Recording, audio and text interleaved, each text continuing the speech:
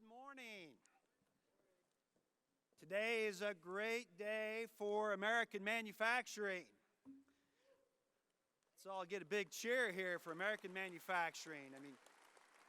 What an amazing place to be. You look at the Indianapolis 500, the great American race out here, and all the innovative products that go into making those race cars, and of course all the people you're going to see here, and we're going to have an incredible day here. So I'd like to thank Don Buckner with MadeInAmerica.com for putting on this incredible event, to Rose for her kind introduction here, to Mayor Hogsett for coming here today and welcoming you all here to this incredibly exciting new event.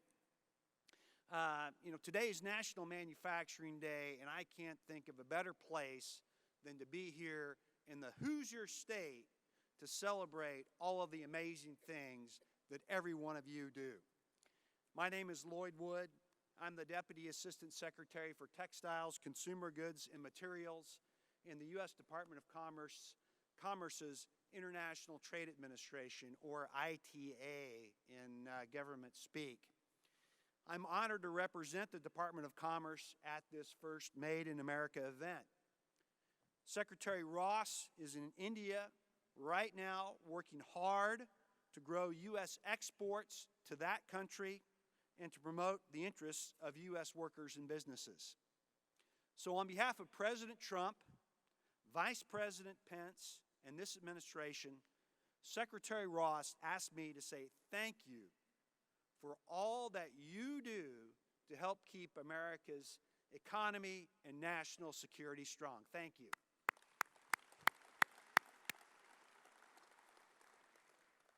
America has a great economic story to tell.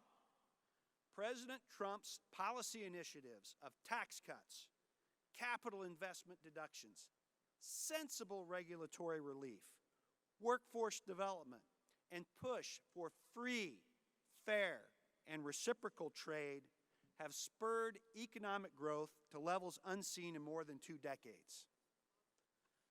Unemployment is at an all-time low. More than 500,000 good manufacturing jobs have been created in a little more than 2.5 years. U.S. capital gains rates are now globally competitive. The Tax Cuts and Jobs Act of 2017 also created economic opportunity zones where taxes on capital gains can be deferred if that capital is reinvested in economically distressed areas. President Trump is also focused on making sure that America has the workplace skills it needs to compete in a rapidly changing world. This administration is providing the equipment and skills critical to our nation's prosperity, enabling American workers to fill the 7 million job openings that we have today. Isn't that incredible? We have got a lot of job openings out there, and we need to make sure that we've got the best trained workers in the world to fill those jobs. So to do this, the President has established the National Council for the American Worker and the American Workforce Policy Advisory Board, co-chaired by Secretary Ross and Ivanka Trump. As part of this effort, President Trump is increasing apprenticeship and retraining opportunities through the Task Force on Apprenticeship Expansion. And to accelerate employer-led training, the Council created the Pledge for the American Worker. This pledge is a commitment from private sector companies and organizations to expand a specific number of training and skill development programs for their current and future employees. To date, more than 350 organizations have signed the pledge, promising 14 million new employment and training opportunities for American workers. That's incredible. And I've got to say, the Department of Commerce is committed to reinforcing and implementing President Trump's commercial agenda to support, defend, and bolster the American economy through free, fair, and reciprocal trade. The International Trade Administration, where I work, has 3 units that work with U.S. manufacturers and service providers to boost their international competitiveness and help them grow their exports. ITA's Enforcement and Compliance Unit seeks to vigorously enforce U.S. trade laws and hold our trading partners accountable for unfair trade practices via dumping and tariff investigations, as well as monitoring other countries' compliance with multi- and bilateral trade agreements with the United States. ITA's Global Markets Unit has 108 U.S. commercial service offices throughout the United States and an additional 102 offices in 78 countries to help U.S. companies export and overcome trade barriers. The U.S. Commercial Services Office here in Indianapolis is headed up by Mark Cooper. Mark, can you stand up, introduce yourself to everybody here? Mark and his team are ready to help you grow your markets abroad. So I encourage you to reach out to Mark. If you're not from Indiana, still reach out to Mark when he's walking around the floor today, and he can connect you with the U.S. Commercial Services Office in your locality or state, and these guys are ready to help you do whatever you need to do to break through the barriers to sell your products, your incredible American products, abroad. ITA's Industry and Analysis Unit is a powerhouse of expertise in industry trade policy and data analytics, delivering analytical support for U.S. trade negotiators, providing actionable market intelligence to U.S. companies, and representing the United States in consultation with industry and other governments. My office, Textiles, Consumer Goods, and Materials, or TCGM, is in Industry and Analysis. And since we're in Indiana, and Elkhart, Indiana is the home of the recreational vehicle industry, the epicenter of the industry, I'll use it as an illustration of how commerce and its various units work with all industries. My team in Washington, D.C. covers recreational vehicles, and U.S. exports of RVs face non-tariff barriers in most Asian markets. In Korea, motorhomes are subject to the same emissions requirements as passenger cars. Can you imagine that? A gigantic motorhome subject to the same emissions requirement as a four-cylinder passenger vehicle. Because the requirements are too high for motorhomes, they limit U.S. exports into Korea. So ITA staff in Washington, D.C., people like Mark Cooper here in Indianapolis, and U.S. government officials in Korea are working closely with the U.S. RV industry to address this issue with Korean regulators. In Japan, ITA and industry recently worked with Japanese authorities to modify a regulation which did not allow the use of electric braking systems found in U.S.-made travel trailers. Because of ITA's intervention, travel trailers weighing below 3.5 tons with electric braking systems are now permitted on Japanese roads, and U.S. exports of these products are no longer locked out of the market. And this is critical because basically the United States is the only country in the world that has a market big enough to support a mass production of RVs. And so that's why the world's RV industry is mostly concentrated in the United States and certainly concentrated here in Indiana. So it's really important that we work with these other countries to make sure that U.S. and Indiana products can get into those markets. So the bottom line is that the door to the U.S. Department of Commerce is always open. And ITA is consistently working to improve the global business environment so companies like yours can compete at home and abroad on a level playing field. So if you're experiencing issues growing your business, please reach out to us. If my office or the Commerce Department can't help, we're more than pleased to connect you to the federal agency best situated to address your matter. Now, I'd like to briefly address a few recent events that may be of interest to you as American manufacturing and service providers. On the margins of the UN General Assembly in New York City last week, the Trump administration signed an initial trade agreement with Japan. It opens the Japanese market to U.S. farmers and is projected to generate $7 billion in sales for U.S. cattlemen. The Japanese Trade Pact is also expected to facilitate $40 billion in bilateral trade between the United States and Japan in digital services.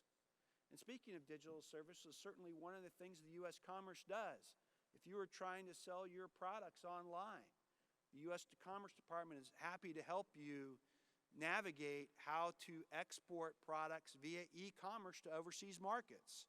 So this is another important thing we do. But what I want to say is this $40 billion that we're going to generate in bilateral trade and digital services and other products that we're going to sell to Japan, this is close to 90% of what we would have gained from the Trans-Pacific Partnership, but without the harmful concessions that the United States would have had to have made to other countries. So this is a big win for the United States. And contrary to misconceptions that the United States is not pursuing an active trade agenda, this is the third major trade deal announced by President Trump in the last 3 years. This is a remarkable achievement, since each trade agreement normally takes many years, sometimes even a decade or more, to negotiate. For the record, the other two agreements are the Korean Free Trade Agreement, KORUS, that now includes key provisions that will increase U.S. exports and protect high-paying manufacturing jobs in our nation's auto industry, as well as the U.S.-Mexico-Canada Agreement, which is still pending congressional approval, and that's an improvement over NAFTA. So that's great. Given the fact that we're seeing substantial weakness in China and Europe, it's a testament to the strength of the U.S. economy and the power of the President's pro-growth economic policies that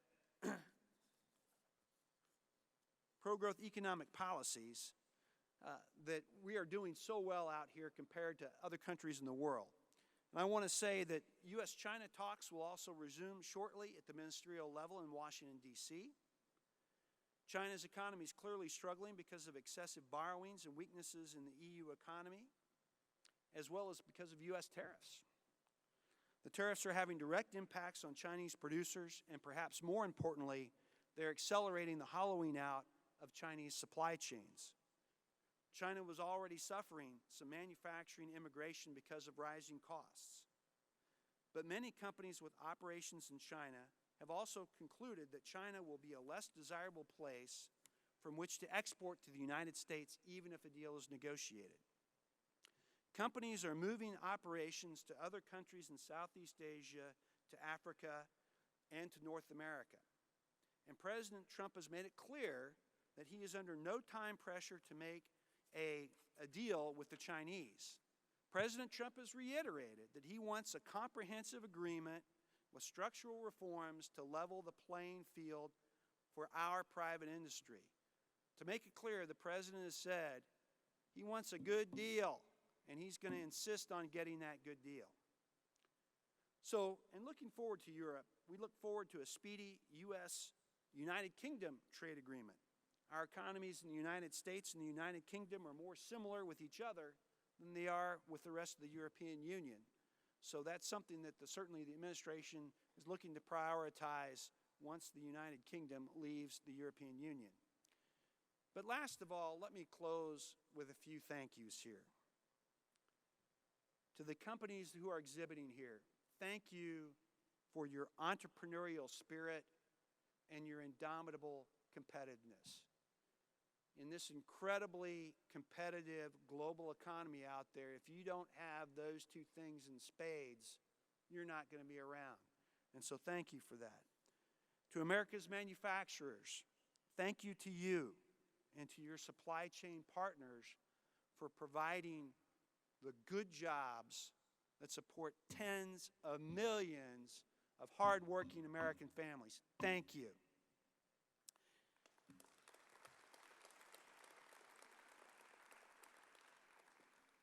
And even more importantly, thank you to everyone working in American manufacturing and the industries that support it.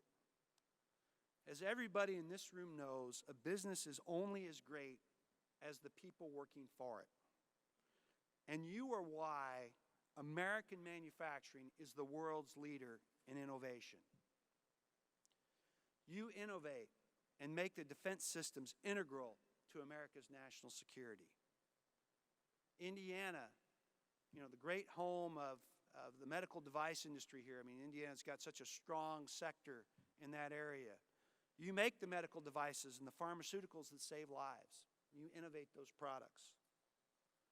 But most importantly, the people in this room and your compatriots in the domestic manufacturing sector, you innovate and make the products that help keep the unwritten social promise that has bound this nation since its founding. And that promise is this: this generation will make sure that the next generation has it better off than the one before. And without you, we can't keep that promise. So thank you, thank you, thank you for all you do to help keep that promise. Thank you. Thank you. So thank you for having me here. It's a great day for manufacturing. God bless America, and get out there and enjoy the show and see all these great American-made products. Thank you so much. Thank you for having me here today. And I look forward to seeing you on the floor.